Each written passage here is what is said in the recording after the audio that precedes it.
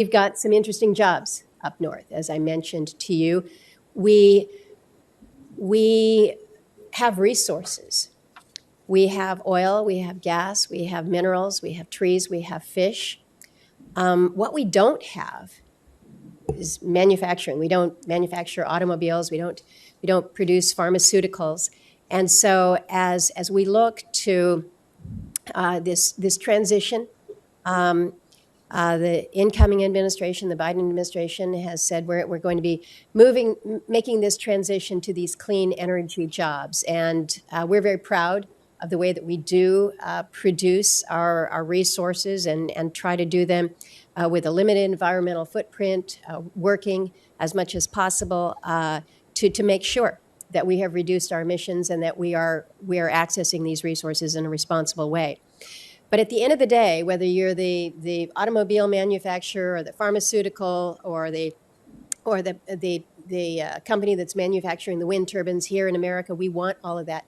We got to get the resources from somewhere.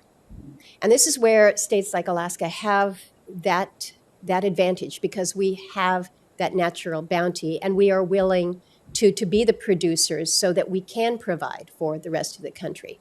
And so to follow on Senator Cassidy's comments about the impact of the Keystone pipeline and the decision made there and real jobs, real energy jobs lost now, I would ask that you look critically when you talk about the energy jobs that are lost, that we're also thinking about our critical minerals, the base resource that allows us to, again, have an opportunity here in this country to be somewhat independent.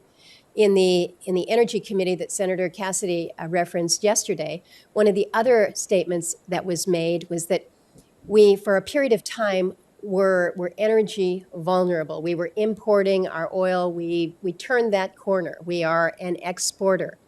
But we are now showing greater vulnerability when it comes to our mineral resources. And the analogy that was made was we've gone from vulnerability from a liquid state to now a solid state, if you will. I raise this because when we think about those jobs around the country and how we transition to clean jobs, I think we need to remember that there will be certain parts of the country where you will need to continue to access these base resources. So what we want to be able to do is do that in a way that harnesses the strong technologies that allow us to do this with reduced emissions. But don't kill the jobs. Don't send those jobs overseas, where the environmental practices are much less responsible, where the labor practices are clearly less responsible.